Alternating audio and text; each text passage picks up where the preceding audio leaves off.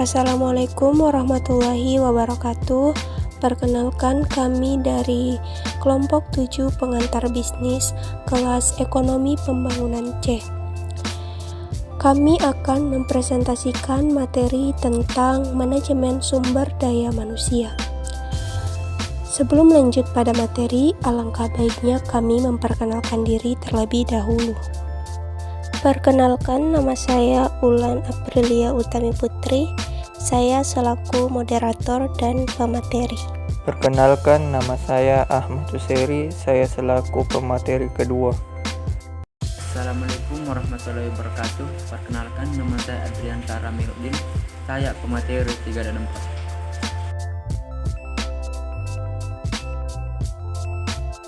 Manajemen sumber daya manusia atau Human Resource Management adalah rangkaian aktivitas organisasi yang diarahkan untuk menarik, mengembangkan, dan mempertahankan tenaga kerja yang efektif. Menurut Handoko Tehani dalam buku Manajemen Personalia dan Sumber Daya menjelaskan bahwa manajemen sumber daya manusia adalah penarikan, seleksi, pengembangan, pemeliharaan, dan penggunaan sumber daya manusia untuk mencapai baik tujuan-tujuan individu maupun organisasi.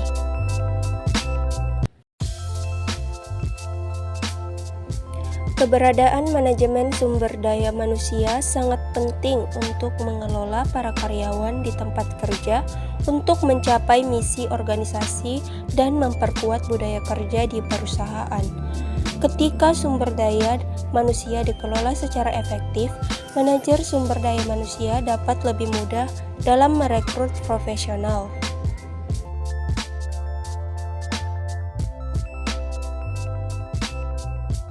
Fungsi staffing atau mengatur keanggotaan.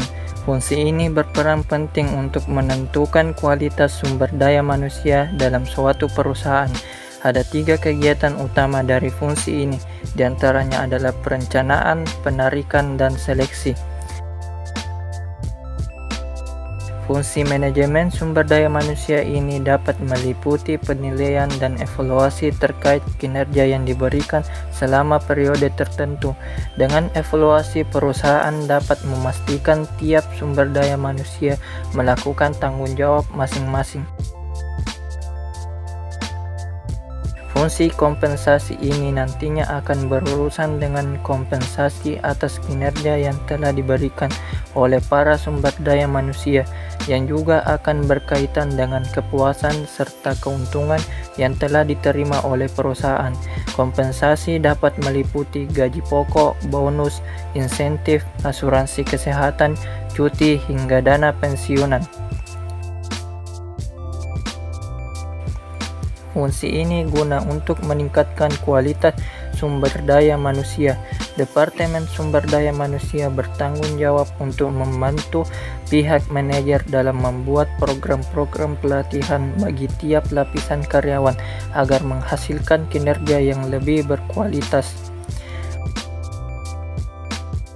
Fungsi ini berguna untuk melakukan analisis terhadap masalah individu dan perusahaan, serta membuat perubahan sesuai masalah yang sering diperhatikan oleh Departemen Sumber Daya Manusia adalah ketidakhadiran atau keterlambatan karyawan, prosedur penarikan dan seleksi yang baik, dan penyebab ketidakpuasan tenaga kerja. Kesehatan dan keselamatan kerja akan berpengaruh terhadap kredibilitas perusahaan. Sebuah manajemen sumber daya manusia wajib memperhatikan keselamatan pekerjanya melalui program yang dijalankan. Hal ini dilaksanakan untuk meminimalisir kejadian yang tidak diharapkan dan menciptakan suasana aman dan keselamatan di lingkungan kerja.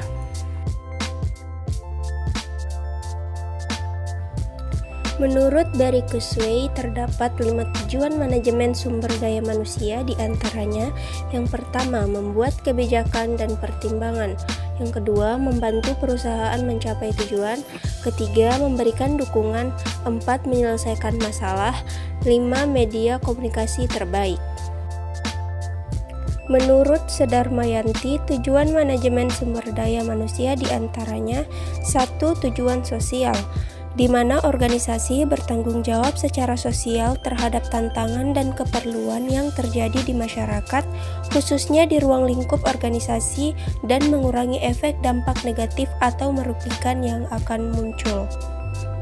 Yang kedua, tujuan organisasional adalah sasaran-sasaran formal yang disusun guna membantu perusahaan dalam mencapai tujuannya.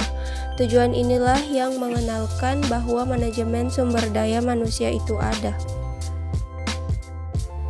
3. Tujuan fungsional, yakni untuk mempertahankan kontribusi dari sumber daya manusia di setiap departemen perusahaan yang dibutuhkan. Dan yang terakhir, tujuan individu atau tujuan pribadi, digunakan sebagai motivasi para karyawan untuk lebih berkontribusi dalam melaksanakan tugasnya dalam organisasi.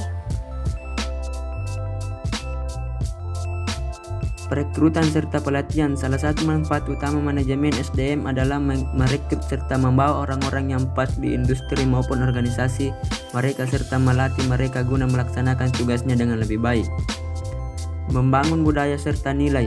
Salah satu manfaat terpenting dari manajemen SDM adalah menghasilkan area kerja yang sehat serta nyaman yang hendak membantu membawa yang terbaik dari seorang karyawan.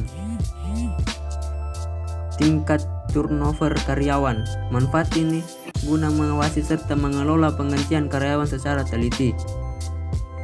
Ruang lingkup manajemen SDM, sumber daya manusia. Secara umum ruang lingkup manajemen SDM dapat dikelompokkan dalam 3 cakup, yaitu 1. Manajemen SDM dalam lingkup manajemen personalia. Ruang lingkup ini melibatkan perencanaan tenaga kerja, perekrutan, rekrut tim dan seleksi pelatihan dan pengembangan industri dan orientasi dan transfer dan promosi, kompensasi PHK, pengurangan produktivitas karyawan. Tujuan keseluruhannya adalah untuk memastikan pertumbuhan, perkembangan dan efektif dan individu secara tidak langsung terkontribusi dengan mengembangkan organisasi. 2. Manajemen SDM dalam lingkup kesejahteraan karyawan. Aspek khusus dari manajemen SDM ini terkait dengan kondisi dan fasilitas kerja di tempat kerja dan mencakup beragam tanggung jawab dan layanan seperti layanan keselamatan, kesehatan dan kesejahteraan jasmani, sosial dan layanan medis. 3. Manajemen SDM dalam hubungan industri.